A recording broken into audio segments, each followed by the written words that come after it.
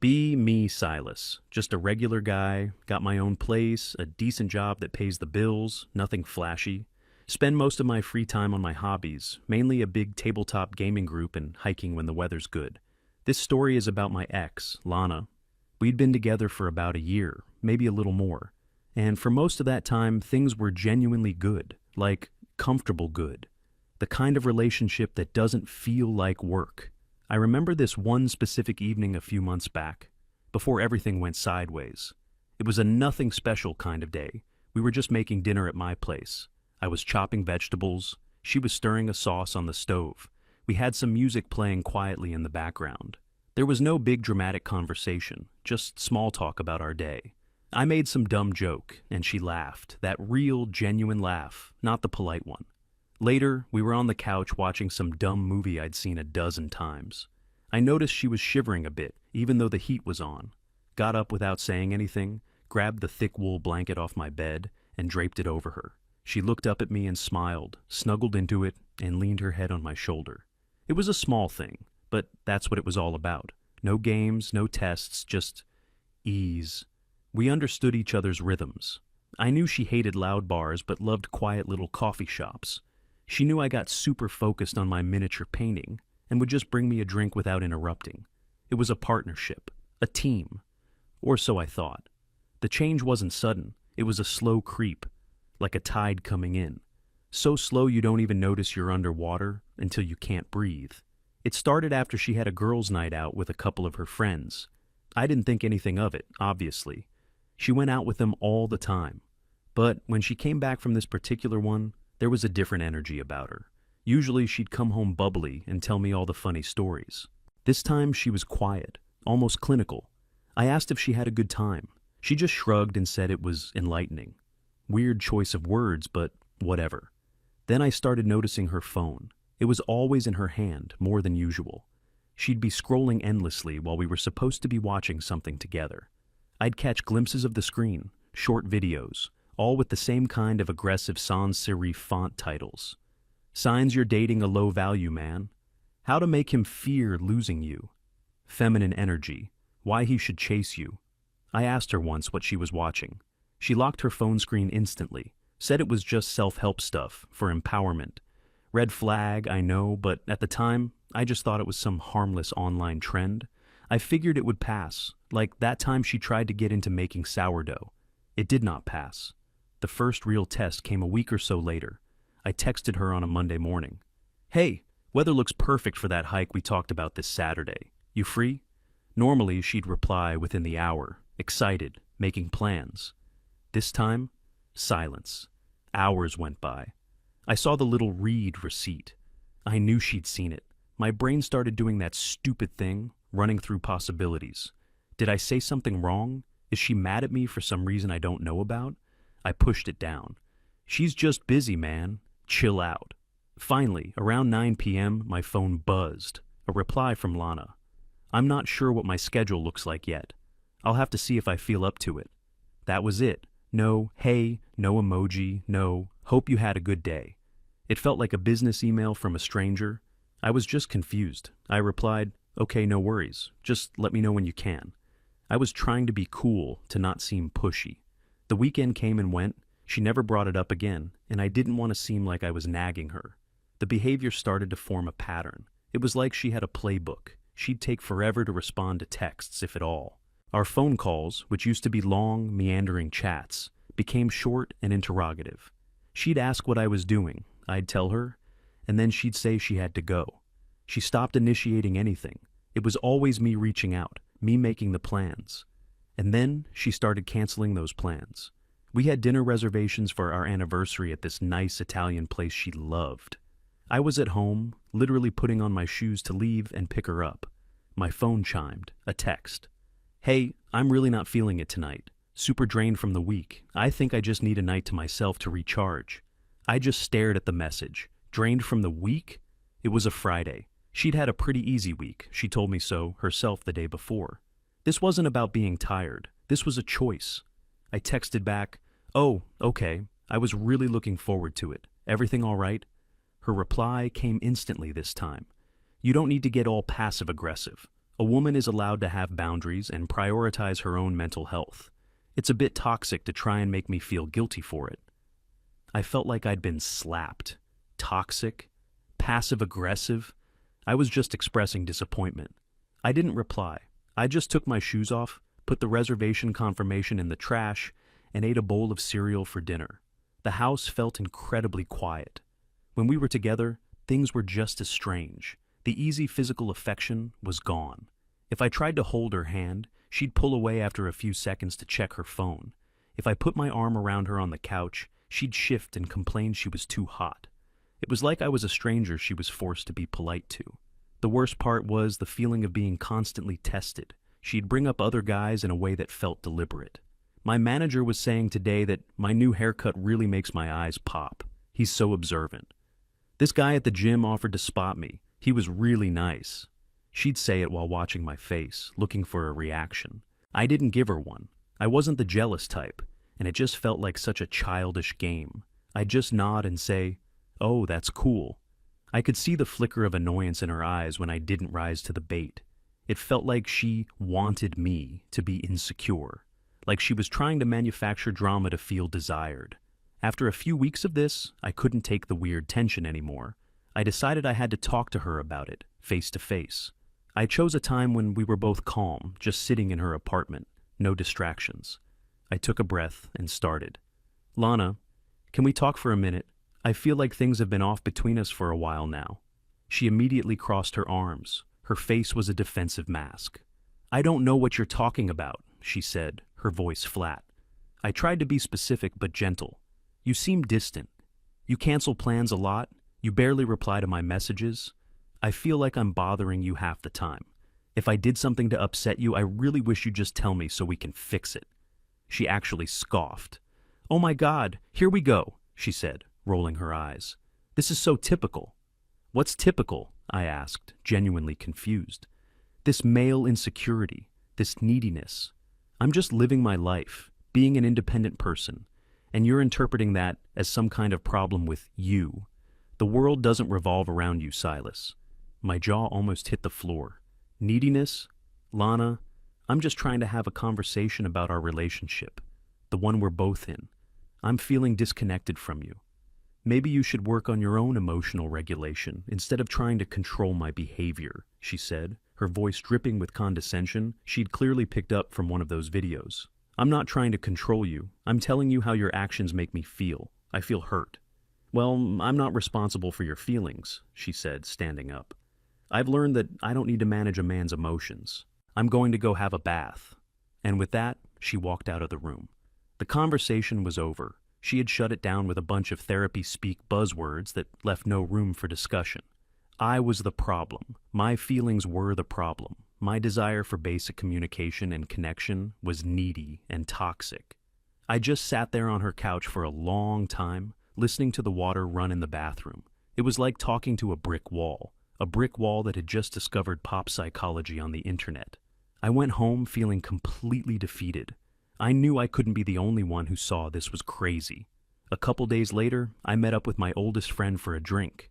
He's a no-nonsense kind of guy, known him since we were kids. I didn't even plan on dumping it all on him, but he could tell something was wrong. He asked what was up, and the floodgates opened. I told him everything. The texting games, the canceled dates, the weird comments, the disastrous talk. He listened patiently, nodding along, not interrupting once. When I finally finished, he just took a long sip of his beer. "So," he said, putting the glass down, "she's running the script." "The script? What's that?" "It's the playbook they all get from the internet," he explained. "Act distant to create value. Never be too available. Make him feel like he could lose you at any moment so he'll work harder. It's supposed to weed out the weak men and attract a high-value man who loves the chase. It's manipulation 101, dressed up in empowerment language."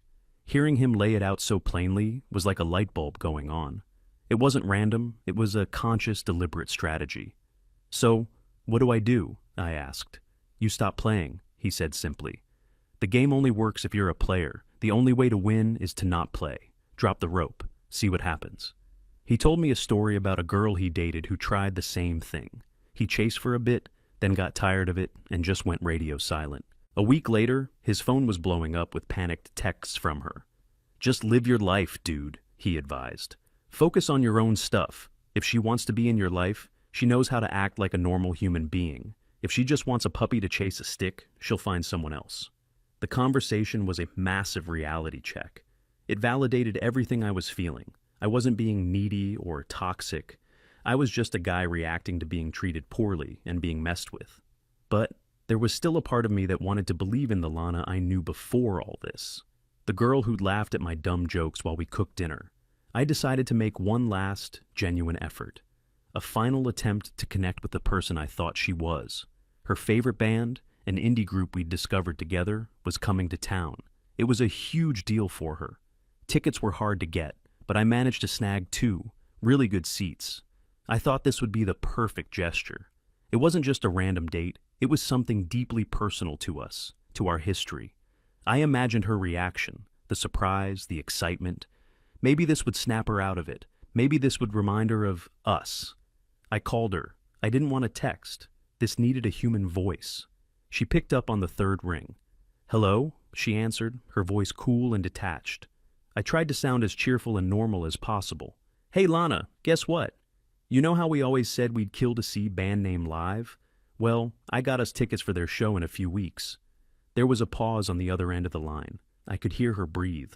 I was expecting a squeal of excitement. Instead, what I got was a sigh, a tired, annoyed sigh. "Silas, you really should have asked me first before doing that," she said, her tone utterly flat. "I wanted it to be a surprise," I said, my own excitement starting to curdle in my stomach. "Well, I don't know what my schedule will be like in a few weeks. That's a really busy time for me. I might not be free." This was a band she had obsessed over for years. She would have dropped anything to go. "You can't even say thank you?" I asked, my voice quieter than I intended. "I can't thank you for something that puts an obligation on me without my consent," she said, as if reciting a line.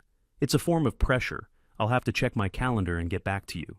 Pressure, obligation, consent. She was talking about a concert ticket, a gift, and in that moment, something inside me just switched off. It wasn't anger, it wasn't even sadness, not really. It was a profound, hollow emptiness, a feeling of complete and utter exhaustion. The friend's voice echoed in my head. "Drop the rope." I was holding onto this rope so tightly, and the other end was just lying in the dirt. There was no one on the other side. The Lana I was trying to reach was gone. In her place was this caricature, this avatar programmed with a script of buzzwords and manipulative tactics. And I was done. I was just done. "You know what, Lana?" I said, and my own voice sounded strangely calm to me. "Don't worry about it. It's fine." "What's fine?" she asked, a hint of confusion in her voice for the first time. "The tickets. Don't worry about them. I'll figure something out. You have a good night." And I hung up the phone before she could reply. I sat there in my living room, the evening light fading outside. I looked at the 2 tickets I'd printed out, sitting on my coffee table. They weren't a key to fixing things anymore. They were a receipt for a lesson learned. I wasn't going to chase. I wasn't going to beg for attention or affection. I was just going to stop. I picked up my phone and sent the message to my tabletop group chat. "Hey guys, I know I've been flaking a bit lately. I'm back for good now. Who's up for a session this weekend?" My phone started buzzing with replies almost immediately. "Welcome back, man." "Yeah, let's do it. About time." I put the concert tickets in a drawer and didn't look at them again. I didn't text Lana. I didn't call. I just dropped the rope. That first weekend back with my gaming group was like coming up for air after being held underwater. I'd forgotten how easy it was to just exist with people. The sound of dice rolling, the friendly arguments about rules, the shared pizzas. Nobody was analyzing my every word or testing my reactions. We were just friends, enjoying a shared hobby. That's where I properly met Mira. She'd been part of the group for a few months, but I'd been so wrapped up in Lana's drama that I'd barely registered her beyond a polite hello. She was on my team for a complex strategy game that lasted most of the afternoon, and the first thing I noticed was that she was fully present. When it was your turn, she was watching, thinking. When you spoke to her, she made eye contact. Her phone stayed in her bag, completely forgotten. She was funny, too. A dry, sarcastic wit that caught you off guard. At one point, I made a really risky move in the game. It backfired spectacularly. Instead of groaning, she just smirked at me and said, "Well, at least you failed with confidence. That's a kind of victory, right?" I laughed, a real unstressed laugh. It felt good. She wasn't trying to be mysterious or aloof. She was just there. A complete person, engaged in the moment. After the session, a few of us decided to grab a drink at a pub down the street. Mira came along. We ended up sitting across from each other at the table. The conversation was effortless. It wasn't an interview. It wasn't a test. We talked about the game, about other nerdy hobbies, about a stupid movie we'd both seen. She asked me questions about my hiking trips, and she actually listened to the answers, asking follow-up questions. It was so startlingly normal that it felt extraordinary. I realized I had been conditioned to expect a conversation with a woman to be a minefield of potential missteps. With Mira, it just flowed. When it was time to go, we walked out together since we were parked in the same direction. Under the streetlights, she just smiled and said, "That was fun. It was nice to finally talk to you properly." "Yeah," I said, meaning it more than I could express. It really was. There was no awkwardness, no game playing, just a simple nice end to a nice evening. I got home that night feeling lighter than I had in months. I wasn't thinking about what she really meant by what she said. I wasn't dissecting her body language. I was just calm. On a whim, I texted her the next day. Something simple. "Hey, it's Silas from Game Night. Just wanted to say I had a great time yesterday." I hit send and put my phone down, a knot of familiar anxiety tightening in my stomach out of habit. I braced myself for the hours of waiting, the one-word reply, the whole soul-crushing routine. My phone buzzed in less than 5 minutes. It was Mira. "Me too. I'm still salty about that bad roll on the last turn, though. We were robbed. LOL. My thumbs hovered over the keyboard. Her reply was so normal, enthusiastic even. I wrote back, "Ha ha ha, totally robbed. We demand a recount. Hey, I was thinking of checking out that new hiking trail by the lake next weekend. If you're not busy, you should come." I was direct. No hedging my bets, no trying to be cool, just a straight-up invitation. Her reply was almost instant. "I would love that. I've been wanting to check that trail out. What day works for you?"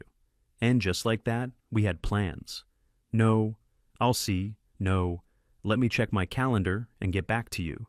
No, making me feel like I was an inconvenience she might be able to squeeze into her busy schedule. Just a simple, clear yes.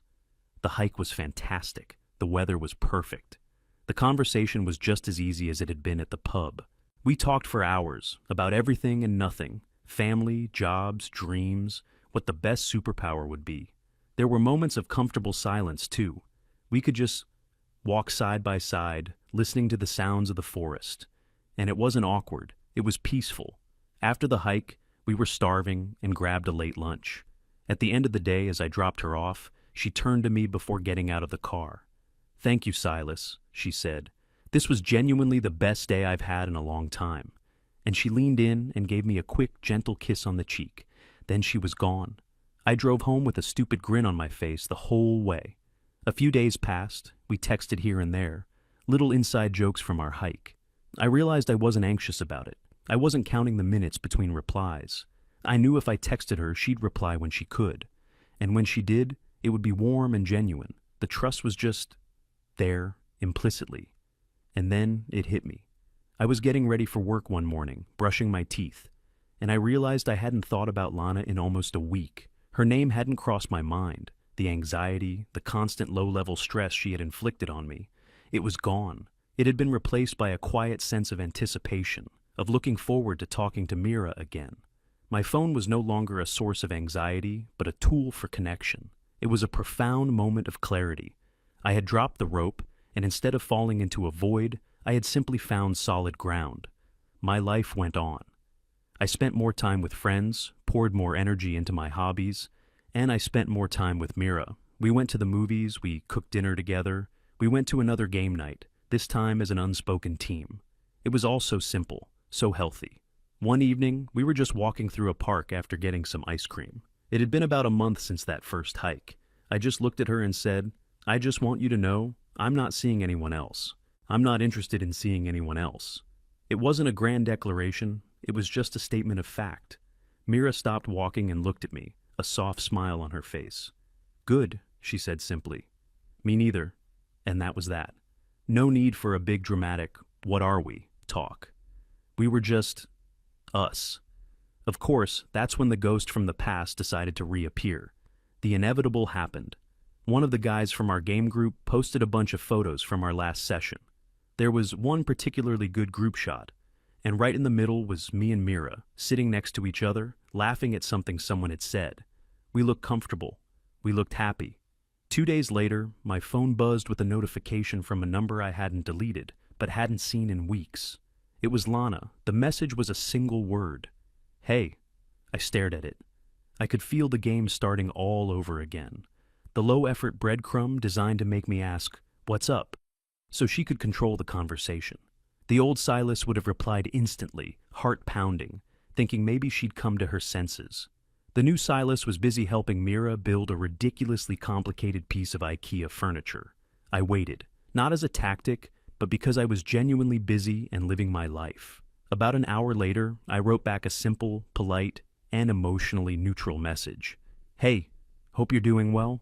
I put the phone down and went back to the instruction manual. Her reply came back almost immediately. I'm okay. I've been thinking about you. The hook, the bait, designed to pull me back in. I didn't bite. I didn't reply for the rest of the night. I was spending time with Mira. That was my reality now. The next morning, another message from Lana. I miss what we had. Then, an hour later. Are you ignoring me? An hour after that. It's really immature to just ghost someone, Silas. The hypocrisy was breathtaking. I still didn't reply. What was there to say? That evening, she called. I saw her name pop up on the screen, and my stomach twisted, not with longing, but with a weary sense of dread. I let it go to voicemail. She called again, immediately. I silenced it. The voicemail she left was a masterpiece of passive aggression. Her voice was tight. Silas, I know you're seeing my messages. I don't know what's going on with you, but I think after everything we had, you owe me the basic decency of a conversation. Call me. I owed her. That was rich. The messages and calls continued for another 2 days. They grew more frantic, more emotional. The carefully constructed cool girl persona was crumbling in real time, revealing the desperate insecurity underneath. Finally, I got the text I knew was coming. We need to talk, in person, name a time and place.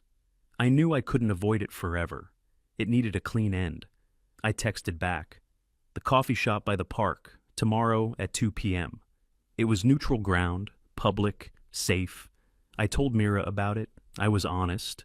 An ex had reached out and I needed to meet her to get some final closure. Mira just nodded. Okay, she said. Let me know if you need anything. No jealousy, no drama, just trust. The contrast was, as always, staggering. I got to the coffee shop early and picked a table in the corner. Lana walked in exactly at 2. She looked different, a little stressed. The smug confidence was gone. She sat down, didn't even take her coat off. So, you have a new girlfriend, she said. It wasn't a question, it was an accusation. I'm seeing someone, yes, I said calmly. Wow, she scoffed, shaking her head. That was fast. You just throw away a whole year like it was nothing? I took a breath. I had promised myself I wouldn't get angry.